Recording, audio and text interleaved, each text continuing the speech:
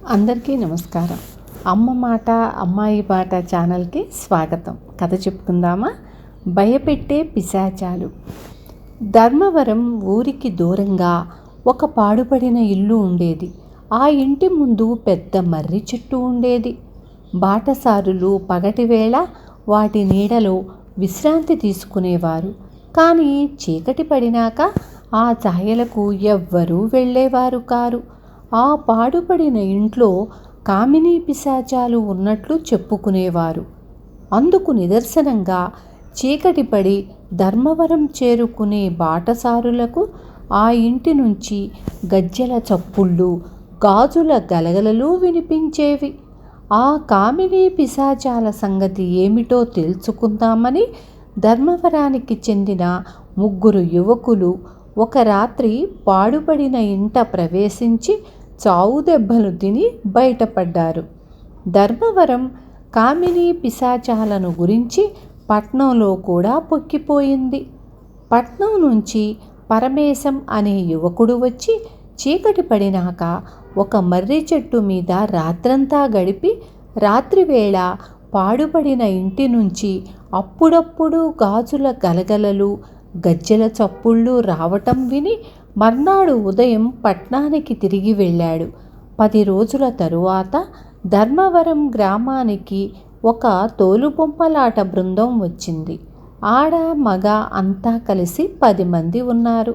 వాళ్ళు ఊరి పెద్దలను కలుసుకొని ఆ రాత్రి ఊరి బయట మర్రి చెట్టు కింద ప్రదర్శన నిశ్చయించుకున్నామని తెలియచేశారు. కొందరు పెద్దలు కామినీ పిశాచాలు ఉంటాయని అక్కడ ఆట పెట్టవద్దన్నారు. మా బొమ్మలలో ఆంజనేయ స్వామి ఉన్నాడు. ఆయన తెర మీద ఉన్నంతసేపు శాకిని ఢాకిని గాలి దెయ్యాల వల్ల కానీ భూత ప్రేత గణాల వల్ల కానీ భయం లేదు. వాటి ఆటలు సాగవు అన్నారు తోలుబొమ్మల వాళ్ళు. అయినా కొందరు పెద్దలు గట్టిగా అభ్యంతరం చెప్పారు. ఎవరు వచ్చినా రాకపోయినా మేం మాత్రం మా ఆట అక్కడ ఆడేస్తాం అన్నాడు తోలుబొమ్మలాట పెద్ద.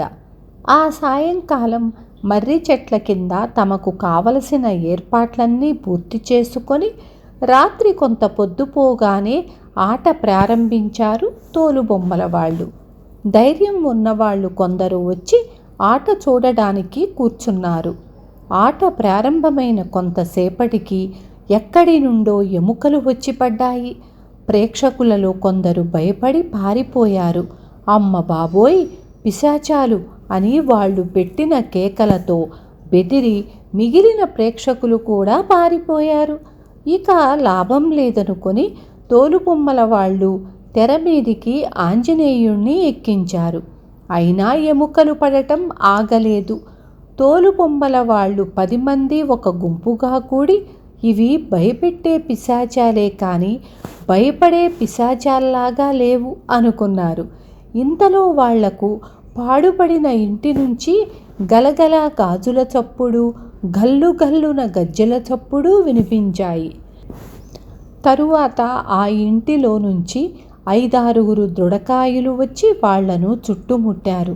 వారిలో ఒకడు, మీ ఆంజనేయుడు కామినీ పిశాచాల పని పడతాడా? మీ పని మేం పడతాం అంటూ ఉండగా తోలుబొమ్మల వాళ్ళు 10 మంది ఆడ మగ అమాంతం దృఢకాయుల చేత కర్రలు లాగేసుకొని వాళ్లను చావగొట్టసాగారు.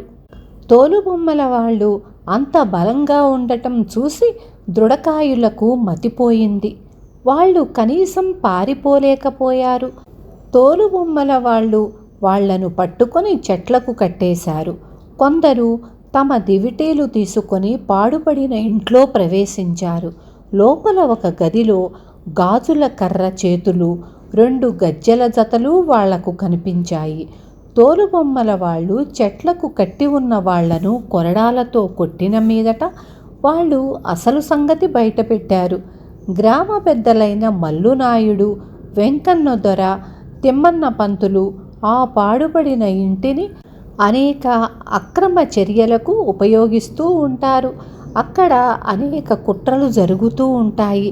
తమ అధికారానికి అడ్డంగా ఉన్న వారిని శిక్షించటానికి, దొంగ సొమ్ము చవకగా కొనడానికి, ఇతర దుర్మార్గాలకు పెద్దలు ఈ ఇంటిని ఉపయోగిస్తారు. తమ రహస్యం కాపాడటానికి కామినీ పిశాచాల సృష్టి జరిగింది. తోలుబొమ్మల వాళ్లకు పట్టుబడిన దృఢకాయులు ఈ పెద్దల సేవకులు. పెద్దలు వీళ్లను జీతాలిచ్చి పెట్టుకొని దారిపోయే వాళ్లకు గజ్జెల చప్పుళ్ళు, గాజుల చప్పుళ్ళు రాత్రిపూట వినిపిస్తారు. కామినీ పిశాచాలలాగానే తోలుబొమ్మల వాళ్ళు కూడా అబద్ధమే. వాళ్ళు రక్షక భటులు. పరమేశం వాళ్ళు పంపిన మనిషే. అతడు చెప్పిన వివరాలను బట్టి వాళ్ళు మోసం బయట పెట్టడానికి తోలుబొమ్మల నెపంతో వచ్చారు. ఆ రాత్రే ఊరి పెద్దల ఇళ్ల సోదా జరిగింది. వాళ్ల వద్ద ఉండకూడని వస్తువులు అనేకం బయటపడ్డాయి. ఆ పెద్దలను, వారి సేవకులను రక్షక భటులు పట్నానికి తీసుకుపోయారు. ఇంతకాలము కామినీ పిశాచాలనుకున్నది తమ గ్రామ ప్రముఖులేనని తెలిసి ధర్మవరం గ్రామస్తులు ఆశ్చర్యపోయారు. విన్నారు కదా, ముసుగుచాటున పెద్ద మనుషులు చేసే అరాచకాలు. రేపు మళ్ళీ ఇంకొక మంచి కథతో మీ ముందుకొస్తాను.